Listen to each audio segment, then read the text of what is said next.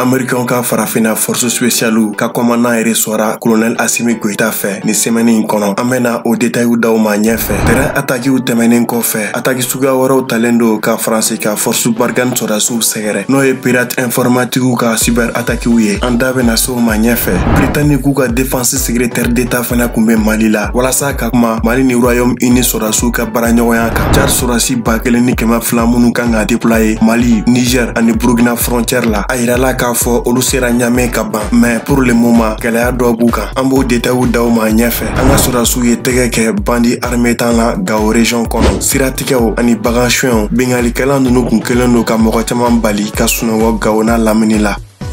An balimaw aw bisimila Mali radio kan. Dimanche o dimanche an bɛna Sahel kibaruyaw d'aw ma. Aw hakilina ye min ye bi kibaruya ninnu kan, aw bɛ se k'o fɔ an ye commentaire kɔnɔ. Minnu ma abonné fɔlɔ, a y'a abonné ka notification activer walasa an ka video nataw kana fɔ kɔ. An balimaw sani an ka video in daminɛ, an b'aw ladɔnniya k'a fɔ Mali radio dɛmɛbaga jɔnjɔn dɔ ye Aba Immobilier ye. K'i to ko kan ka so jɔ Mali la, ka dugukolo san Mali la, ka luwanse so ta walima k'i ka so bila luwanse la Mali la. Aba Immobilier bi nin bɛɛ lajɛlen ɲɛnabɔ teliya ani jɛlenya kɔnɔna na. U filɛ nin ye golf la sapeur pompier gidɔrɔnjan kelen k'i sɛnsɛn ka se Songoyi ma. Walima i bɛ se k'u sɔrɔ u ka nɛgɛjuru sira kan n'o ye 79 48 55 54 walima 68 89 89 48. Semaine jan tɛmɛnen an ka sɔrasiw kun ye information sɔrɔ k'a fɔ terroriste dɔw b'u k'u dalajɛ Muni mara la. O kama dimanche tɛmɛnen n'o kun bɛ bɛn marsi kalo tile 7 ma, an ka sɔrasi minnu dagalen do Boni Douentza mara la, olu ye wulikajɔ sabati walasa ka taa jateminɛw kɛ ka Muni n'a lamini lakana. An ka sɔrasiw segitɔ la ka bɔ o mission in la, terroriste dɔw ye sira da u ɲɛ kilo 12 Boni masuruya la. An ka sɔrasi 7 banana o attaque in senfɛ. A yirala k'a fɔ 4 joginna kosɛbɛ. An bɛ dugawu kɛ Ala ka kɛnɛya d'u ma. Nga an ka sɔrasiw ye terroriste caman neutraliser. U bolila ka taa k'u ka su 4 to ani matériel caman. An ka foli b'an ka sɔrasiw ye u ka cɛsiri la su ni tile walasa ka faso lakana. Week-end tɛmɛnen an ka vice-président colonel Assimi Goïta, ministre de la sécurité intérieure colonel Modibo Kone ani armée chef d'état-major général de brigade Umar Jara olu taara tagama la Tombouctou région kɔnɔ. U ni Tombouctou région diinɛ ɲɛmɔgɔw ni laada ɲɛmɔgɔw ye ɲɔgɔn ye. O tɛmɛnen kɔfɛ u taara Gunam kan la walasa ka taa an ka sɔrasiw ka conditions jateminɛ n'o ye 52e régiment mixte de Gundam. Colonel Assimi Goïta y'a ɲini sɔrasiw fɛ ko halisa u k'u cɛsiri k'u hakili to u yɛrɛ la. I komi a yɛrɛ mɛnna front na, a y'a yira k'a fɔ a bɛ sɔrasiw hamina ko baw bɛɛ dɔn ko baara caman bolo dalen do walasa ka fanga kura di Mali armée ma. I n'a fɔ formation, sɔrasi batan recruteli, avion de transport ani avion de combat sanni. Aw hakilina ye min ye ni baara bolo dalen ninnu kan, aw bɛ se k'o fɔ an ye commentaire kɔnɔ.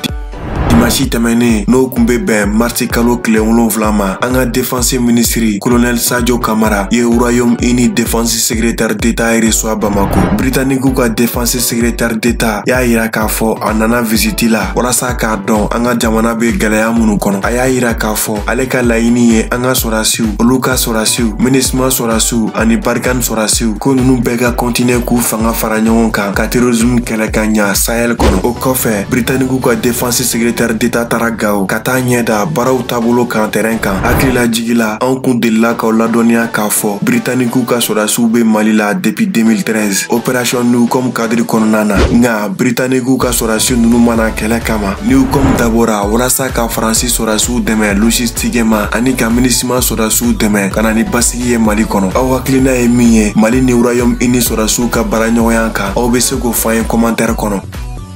Mardi tɛmɛnen n'o kun bɛ bɛn marsi kalo tile 9 ma, an ka ministre de la réconciliation colonel major Ismaël Wage ni Yusuf Toloba ani Dana Amasagu ɲɛmɔgɔw caman ye ɲɔgɔn ye. A bɛ waati jan bɔ colonel major Ismaël Wage bɛ tagamaw la an ka jamana centre kɔnɔna na walasa ka na ni kumaɲɔgɔnya ye fanga ni population ni ɲɔgɔn cɛ ani population yɛrɛ damaw ni ɲɔgɔn cɛ cogo min na marifaw bɛ se ka bila ka bɛn sinsin an ka centre kɔnɔna na. Aw hakilina ye min ye ni kumaɲɔgɔnya ninnu kan, aw bɛ se k'o fɔ an ye commentaire kɔnɔ.